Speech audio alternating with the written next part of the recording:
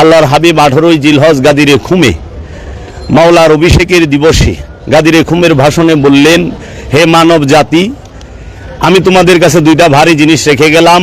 যদি তোমরা শক্তভাবে, মজবুতভাবে, দৃঢ়ভাবে এই দুইটা জিনিসকে ধরে রাখতে পারো, জীবনে পথভ্রষ্ট হবে না, গুমরাহ হবে না, বিপদগামী হবে না। এক হলো কিতাব আল্লাহি, আল্লাহর কিতাব, ওয়া ইত্রাদাহি, আমার বংশ, নবীর বংশ এবং আল্লাহর কিতাব। আল্লাহর কিতাব এবং নবীর বংশ, রসুলের বংশকে যদি কেউ শক্তভাবে ধরতে পারে, সে বিপথগামী হবে না, পথভ্রষ্ট হবে না। এবং আল্লাহ রাব্বুল আলামিনের হাবিব বললেন যে আমি তোমাদের কাছে কোনো কিছুই চাই না, শুধু আমার আহলে বায়তের মহব্বত ছাড়া। তোমরা শুধু আমার আহলে বাইতকে মহব্বত করবা, এইটুকুই তোমাদের কাছে আমার চাওয়া। তোমরা আহলে বাইতকে ভালোবাসো। কিন্তু হতভাগা মুসলমান জাতি, এই হতভাগা মুসলমানেরা আল্লাহর হাবিবের বংশকে শক্তভাবে ধরব, এইটা তো বাদই দিয়া দিছে। তারা কি করলো? আল্লাহর হাবিবের বংশকে শক্তভাবে দমন করলো, শক্তভাবে তারা তাদেরকে আঘাত করলো। আমরা বদলতে দেখলাম মা ফাতেমাতু জাহরা সাইয়্যিদাতুন নিসা সর্বপ্রথম মহানবীর ইন্তেকালের পরে 6 মাসের ভিতরে শাহাদাত বরণ করলেন। তারপরে দেখলাম মাওলা আলী আলাইহিস সালাতু ওয়াস সালাম কুফায় শাহাদাত বরণ করলেন 21 রমজানে। 18ই রমজানে তাকে আঘাত করা হইল, 21 রমজানে মাওলা আলী শাহাদাত বরণ করলেন। এবং আমরা দেখতে পাইলাম মাওলা হাসানকে শাহাদাত করা হইল বিষ প্রয়োগ করে। আমরা দেখতে পাইলাম কারবালায় মাওলা হুসাইনকে শাহাদাত করলো এই এজিদের দলে। এখন কথা হইল, আরো আওলাদে রসুলের যত ইমামগণ আছেন, 12 ইমাম 14 মাসুমের সবাইকেই একে একে শাহাদাত করা হয়েছে।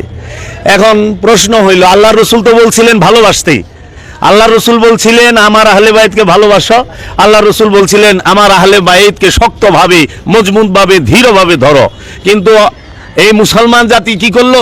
তাকে দৃঢ়ভাবে, শক্তভাবে না দইরা হত্যা করলো, নির্যাতন করলো, জুলুম করলো এবং বিভিন্ন তাদের যারা প্রেমিক তাদেরকে ফতোয়া জর্জরিত করে দিল। কেউ যদি মাওলা আলীর শানে কথা বলে, মা ফাতেমার শানে কথা বলে, এই আহলে বাইতের সমানে কথা বলে, তাকে অপবাদ দেওয়া হয়। এই হইল আমাদের এই হতভাগা মুসলমান জাতি করলো। এখন মুসলমান জাতি পাগল হয়ে গেল দুই জিনিস লইয়া। আরেকটা জাল হাদিস করিয়া দিল যে আল্লাহর রসুল বলছেন বিদায় হজের ভাষণে। আসলে বিদায় হজের খুতবা এক জিনিস, গাদিরে খুমের ভাষণ আরেক জিনিস। বিদায় হজের খুতবা হয় 9 জিলহজ, এই 10 জিলহজে হয় হজ, আর 18 জিলহজ গাদিরে খুম। এটা মক্কা থেকে অনেক দূরে, কাবাগর থেকে অনেক দূরে। 18 জিলহজের ভাষণটাকে গোপন করা হয়, যেটাকে গাদিরে খুম বলা হয়। এই গাদিরে খুম এইটা প্রকাশটা করলো না।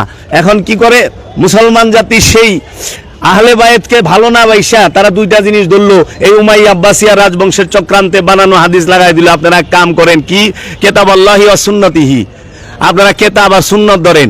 এখন সুন্নত পালন করে কিন্তু সমাজে রসুলের প্রেম নাই, সমাজের মধ্যে আহলে বায়েতের প্রেম নাই। আজ 21 রমজান মাওলা আলী শাহাদাত দিবস, বাংলাদেশে বলে 90% মুসলমান দেশ।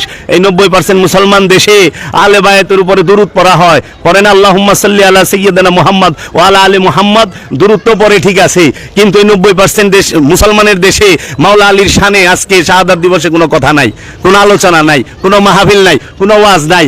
এরা কোন নবীর উম্মত, এরা কোন নবীর বংশের উপরে দুরূদ পাঠ করে?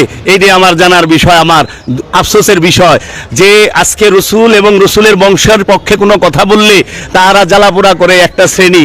আপনি যাইবেন ঈদে মিলাদুন নবী করতে, কয়ে দিব বেদাত। আপনি যাইবেন সিরাতুন নবী করতে, কইব বেদাত। আপনি যাইবেন মা ফাতেমা শাহাদাত দিবস পালনে, কই দলিল কই পাইলা, কোরআন হাদিসে দলিল কই? আচ্ছা, আপনি যাইবেন এই যে 21 রমজান মাওলা আলী শাহাদাত বার্ষিকী করতে, কই দলিল কই? বেদাত, সব বেদাত। 10ই মুহররম করতে যাইবেন, দুনিয়ার ফতোয়া মাইরা দিব।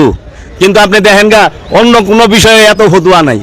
অন্য কোনো বিষয়ের মধ্যে সুদখোরের বিরুদ্ধে ফতোয়া দেওয়া হয় না, ঘুষখোরের বিরুদ্ধে ফতোয়া দেওয়া হয় না, কোনো কিছুর বিরুদ্ধে ফতোয়া দেওয়া হয় না। খালি আলে রসুলের সনে যদি কিছু করতে যান, মিলাদ দুরুদ পড়বেন, তারপরেও কইব বেদাত। কই পাইলেন দলিল?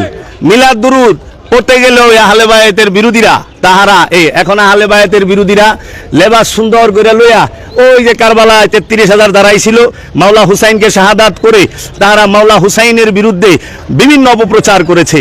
এমনকি 350 মুফতি মুহাদ্দিস মুফতি মিলা ওয়াজিবুল কতল ফতোয়া লিখছে, যেটা এজিদ সবার সামনে পেশ করছে। এই দেখো 350 হাফেজ এবং মুফতি ওয়াজিবুল কতল, ইমাম হুসাইন বাগী রাষ্ট্রদ্রোহী, তাকে কতল করা ওয়াজিব, নাউজুবিল্লাহি মিন যালিক।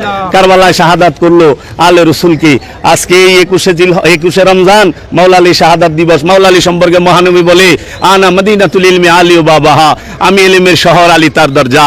মাওলা মুহাম্মদ সাল্লাল্লাহু আলাইহি সাল্লামের এই ইলমের শহরের ভিতর থেকে যদি কেউ সিনার ইলম হাসিল করতে যায় মাওলা আলীর মাধ্যমে ঢুকতে হবে, কারণ দরজা তো মাওলা আলী। মাওলা আলীর দরজা দিয়া যে না ঢুকবো মহানবীর ইলমে লাদুনির জ্ঞান সে পাবে না, তার কলব পবিত্র হবে না। 1000 বছর নামাজ পড়েন, রোজা রাখেন, কিন্তু আলে বায়াতের মহব্বত যদি না থাকে এই নামাজ রোজায় কোনো কাজে আসবে না। নামাজের মধ্যে যেরকম দরুদ না বললে নামাজ হইব না, এরকম আলে বায়াতের সাথে মহব্বত না রাখলে ইবাদত কবুল হবে না। তাই বর্তমান সমাজে আলে বায়াতের প্রতি মহব্বত নাই, আলে রসুলের প্রতি মহব্বত নাই। আলে রসুলকে ভালোবাসতে মানুষের এখন অনেক দলিলের প্রয়োজন হয়। ভালোবাসতে দলিলের প্রয়োজন হয়, মহব্বতের দলিলের প্রয়োজন হয়।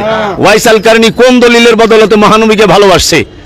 কোন দলিল দেখা, কোন কিতাব পড়ে ওয়াইস আল কারনি মহানবীকে ভালোবাসছে? কোন কিতাব পড়ে, কোন দলিল নিয়ে মাওলা হযরত আশিকে রাসূল হযরত বেলাল রাদিয়াল্লাহু তাআলা আনহু মহানবীকে ভালোবাসতে মহব্বত করতে দলিল লাগে না, হৃদয় লাগে। জাগর হৃদয় পাথর হয়ে গেছে, তারা ভালোবাসে না, তারা দলিল চায়। এর জন্য 1000 দলিল দিলেও কি মানবো? কখনোই না। মাওলা আলী সম্পর্কে মহানবী বলছে সত্য যেই দিকে, আলী যেই দিকে যায় সত্য আলীর পিছে পিছে যায়। আলীকে অনুসরণ করে সত্য, সত্যের সঙ্গী আলী, আলীর সঙ্গী সত্য। মহানবী বলছেন আমার এই দেহের মধ্যে মাথার মূল্য যতখানি, আমার কাছে আলীর মূল্য ততখানি। মান কুনতু মাওলাহু ফাহাযা আলিউন মাওলা, আমি যার মাওলা আলীও তার মাওলা। তোমরা এই আলীকে ভালোবাসো, আলীকে যে কষ্ট দেয় সে আমাকে কষ্ট দেয়, আলীকে যে আলীর বিরোধিতা যে করে সে আমার বিরোধিতা করে। এবং মহানবী বলছেন মাওলা আলী সম্পর্কে যে মাওলা আলী কে দেখলে, মাওলা আলীর কথা শুনলে, মাওলা আলীর নাম শুনলে যার মুখ বেজার হয় ওইটাই মুনাফিক, ওইটাই মুনাফিক। মুনাফিক চেনার সবচেয়ে বড় মাধ্যমই হচ্ছে মাওলা আলী আলাইহিস সালাতু ওয়াস সালাম। এই মুসলমানদের মধ্যে অধিকাংশ মানুষ রসুলকে মানতে পারছে কিন্তু রসুলের বংশকে মানা পারে নাই, রসুলের বংশ মানতে পারে নাই। অথচ রসুল সাল্লাল্লাহু আলাইহি ওয়াসাল্লাম তার সমস্ত কিছু এই বংশের মাধ্যমে দিয়ে গেলে। দেখেন সালাত শব্দের অর্থ কি? সংযোগ, যোগাযোগ। সালাত শব্দে হলো আরবি, ফার্সিতে হলো নামাজ, বাংলা হলো সংযোগ, যোগাযোগ, ইংরেজিতে টু কানেক্ট। রসুলের সাথে সবসময় যার কানেক্ট থাকবে, মাওলা আলীর সাথে সবসময় যার কানেক্ট থাকবে, আল্লাহর ওলিদের সাথে সবসময় যাদের সংযোগ থাকবে তারাই মুসল্লি, তারাই সলাতি। এখন এই সালাতের মধ্যে যদি আপনি কায়েম করতে যান মাওলা আলী ছাড়া কি পারবেন? মাওলা আলী ছাড়া তো সম্ভব না। এখন ওরাসাতুল আম্বিয়া গো প্রচার আছে কিন্তু আওলাদে রসুলের প্রচার নাই। সমাজের মধ্যে ওরাসাতুল আম্বিয়া গো প্রচার আছে, আওলাদে রসুল গো প্রচার নাই। আওলাদের রসুল দিয়া কারো কোনায় না। দেখেন হাজার হাজার মানুষ রোজা করতেছেন, রোজা কি এর করেন? পবিত্র হওয়ার জন্য। সালাত কি এর করেন? পবিত্র হওয়ার জন্য। সালাত আর সিয়ামের মাধ্যমে নফস পবিত্র হবে, খান্নাস মুক্ত হবে নফস। নামাজি জান্নাতে যাইব না, পবিত্র নফস জান্নাতে যাইব। আর নফসকে পবিত্র করতে হবে সালাত, সিয়াম এবং যাকাত, হজ, কুরবানির মাধ্যমে। যাকাত, হজ, কুরবানি আর সালাত ছাড়া নফসকে পবিত্র করেন যায় না। এখন মানুষ নামাজ পড়ে জান্নাতে যাইবার চায়।